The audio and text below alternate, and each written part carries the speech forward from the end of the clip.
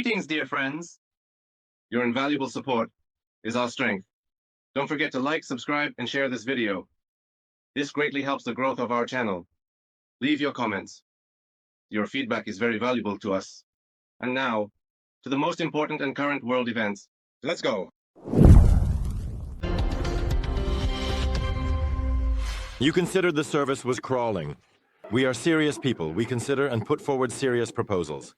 This is a process that should not be disclosed until it is completed. Okay, well, Russia will not disclose the progress of negotiations on Ukraine, stated Sergei Lavrov in an interview with the American channel CBS. The head of the Ministry of Foreign Affairs stated that the dialogue continues. As soon as it is completed, Moscow will share the details.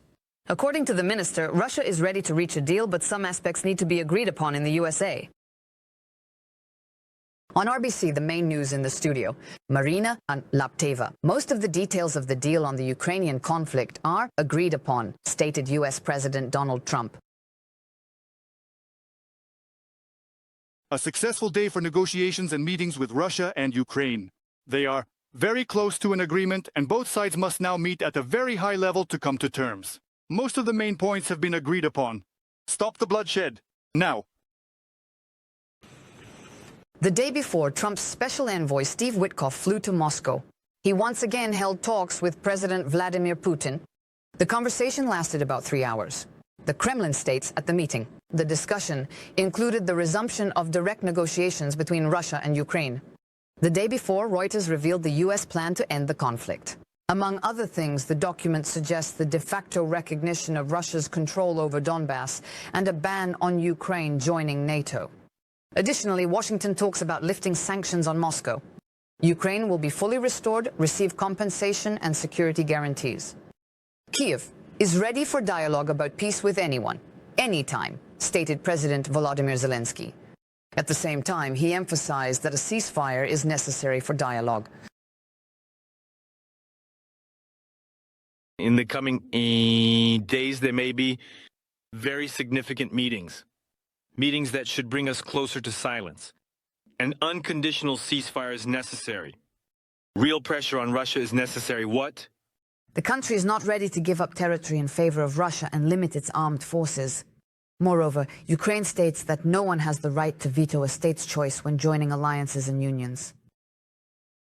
Donald Trump will hold meetings today in Rome with Volodymyr Zelensky, British Prime Minister Keir Starmer, and the head of the Italian government, Giorgia Meloni. This is reported by the newspaper La Repubblica. All the politicians' names are on the list, which was provided before the farewell ceremony with Pope Francis.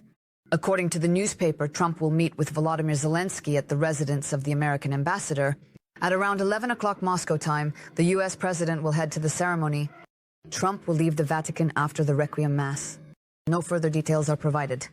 Zelensky's schedule, as noted by the media, is not disclosed for security reasons. The New York Times writes that the president of Ukraine will attempt to personally present Trump with Kyiv's counter-proposal for ending the conflict. I should note that Russia is represented at the farewell ceremony for the Pope by the Minister of Culture, Olga Lyubimova. The funeral will begin at 11 a.m. Moscow time. Hundreds of believers are already gathering at St. Peter's Square in the Vatican to bid farewell to the Pope on his final journey.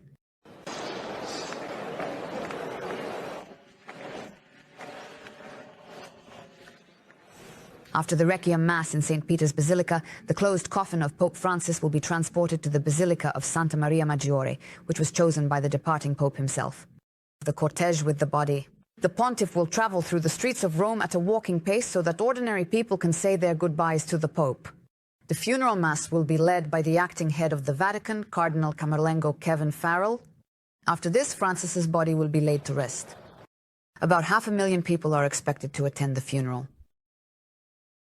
The McDonald's restaurant chain has filed an application with Rospatent to register a trademark, according to the agency's documents.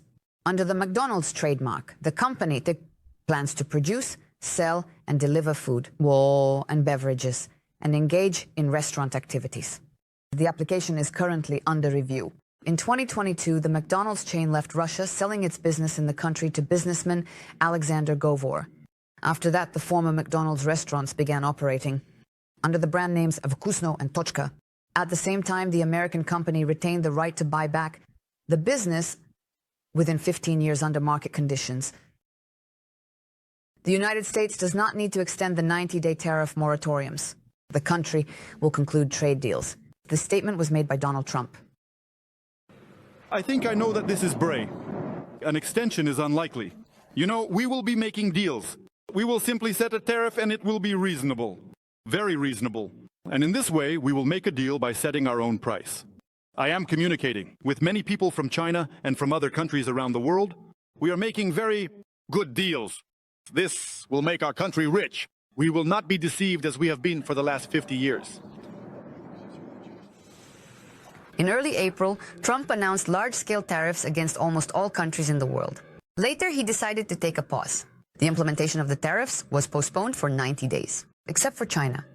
American tariffs are at 145%. Beijing set tariffs at 125% and restricted the export of certain minerals. The states claim they are negotiating with China. Beijing denies this. According to the Wall Street Journal, the Trump administration is considering reducing tariffs for China to 65%. Russians will be working as couriers during the May holidays. This is data from the Salary RU service. In total, a third of those surveyed plan to take on extra work. In addition to couriers, positions such as goods packer and taxi driver are popular during the May holidays. Administrator, laborer, and sales clerk positions are also in demand. Most Russians who will work during the May holidays plan to earn between $5,000 and 10,000 rubles. A quarter of them expect to earn between 10,000 and 15,000. The most common reason for taking on extra work during the holidays is the desire to save money and also to pay off loans or debts. Some of those surveyed said they simply do not want to stay home during the long holidays. Frosts are expected in central Russia, including Moscow and the Moscow region. This is the forecast given by meteorologists for the next few days. In Moscow, the temperature will be below normal until next week with the coldest day.